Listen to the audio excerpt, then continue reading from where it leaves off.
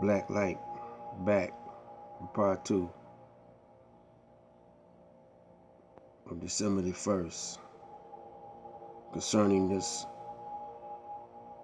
holiday called Christmas and Jesus. What does it really mean?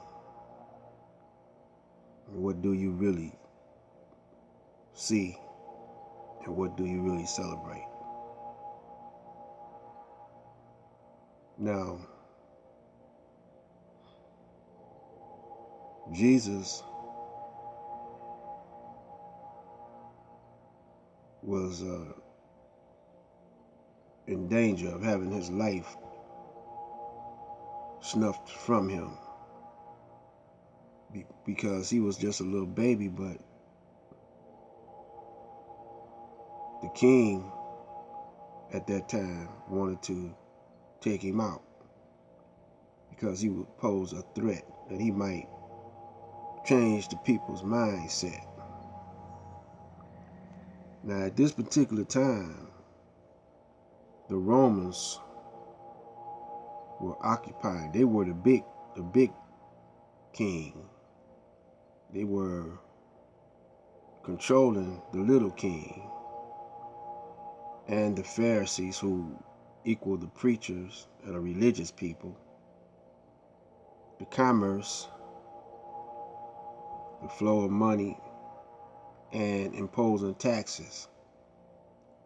And so Jesus represent, and the people were bowing down to these people, you know, the ones they called Jews and the other people that was in that particular area. They were going along with this,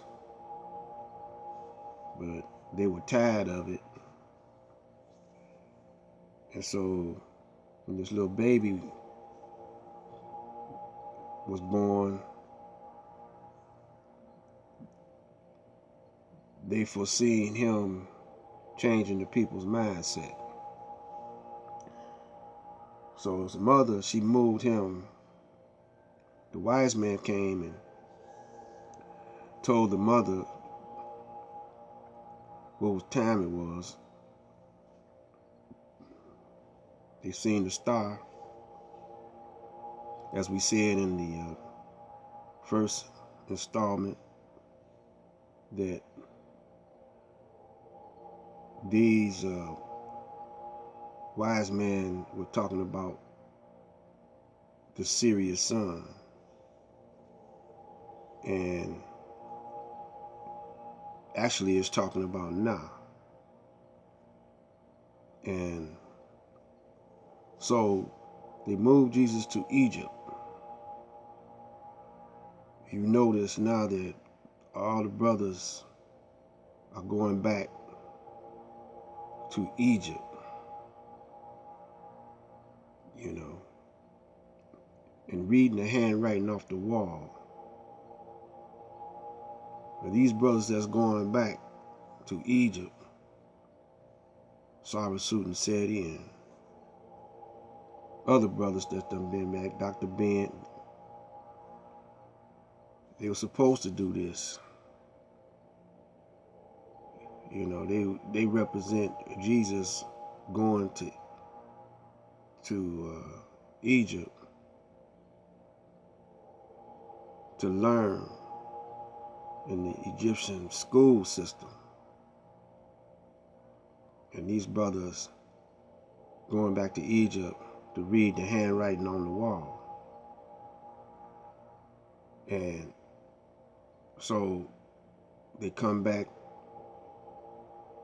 and give it to the masses. And however they give it is up to us in metaphysical form or, you know, prophecy form or whatever. The masses aren't listening, but there are the chosen people, such as myself and others, that are listening to these brothers. These brothers collectively are the Christ brothers. You know, all of them talking the same language, but in different vibrations. Now, before the New Testament, in the last chapter of Malachi, it speaks of one named Elijah that will come to turn the hearts of the fathers back to the sons and the sons' hearts back to the fathers. And this one, Elijah, was mentioned before in the last testament, but before the New Testament, and there's no mention of this one named Jesus in the last testament coming. You know, so in that day that Elijah is the Sabbath day, or just a little bit before the Sabbath day, on that great and dreadful day of the Lord. Now, when Jesus, you turn the page and you're in the New Testament, and it tells you about Jesus' birth was being prophesied, and it tells you about his bloodline. And it goes back to, at one point, it goes back to Solomon. Solomon, his name is Son Man, Solar Man. Soul means son. And now you're going back to Amun Ra and Ra. That word Ra is in the beginning of, it's the prefix word to repeat. It says R-E, the same as R-A, re. It always means to come back around again, you know, like a cycle, you know. Now, this is the time of enlightenment and the time of interpretation, because we're getting signals from the sun. So now we got two suns, one greater than the other. Well, actually three. The red star and the blue star. And then we got our sun. And then you got the moon, which is a reflection of the sun. Now,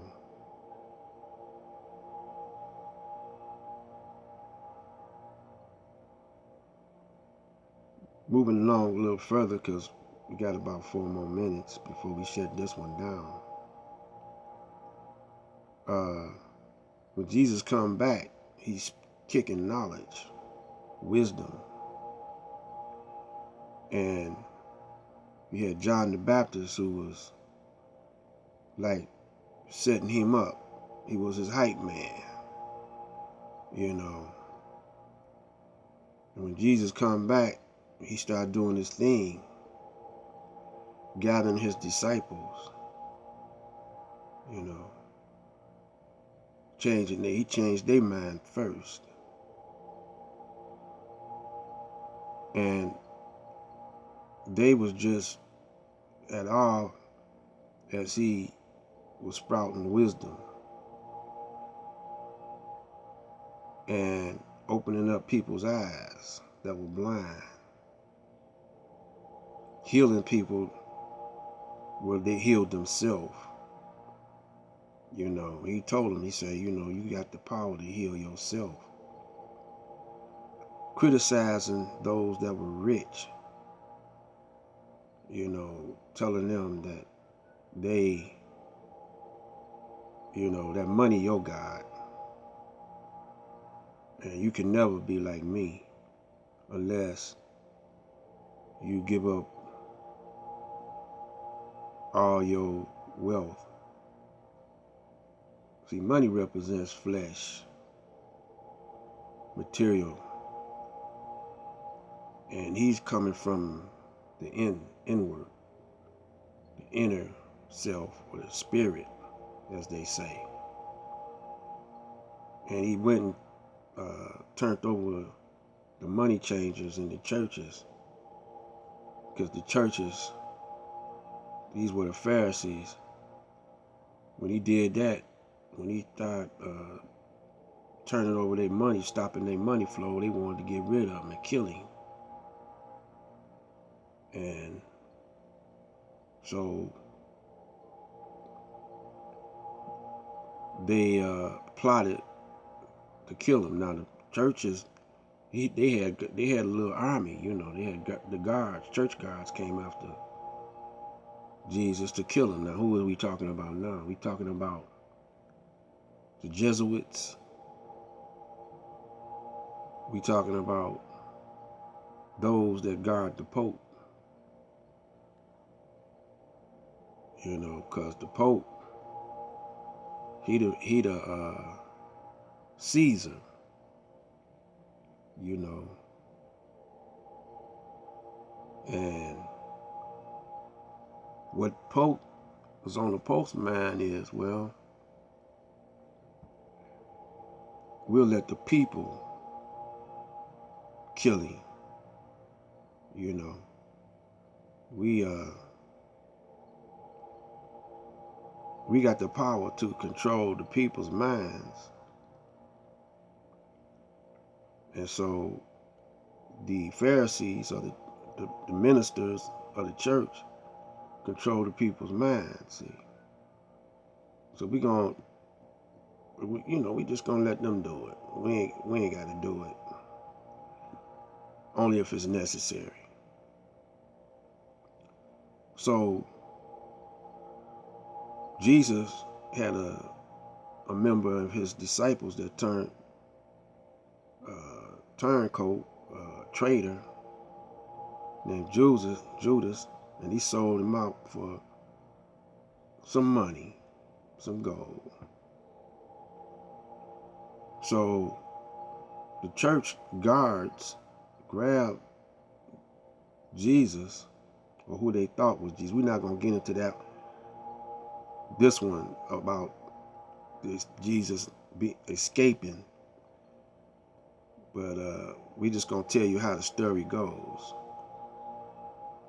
And we can insert a little prophecy or foresight of what's happening now. So they could have Jesus in jail. Now what this represents is all the brothers locked down, political brothers that's conscious but can't move. They can't do anything because their hands are tied, their mind is tied up, because of the rest of the people are not in unity. So they turn Jesus over to the courts, give Jesus up, don't back him up. And so they say, well,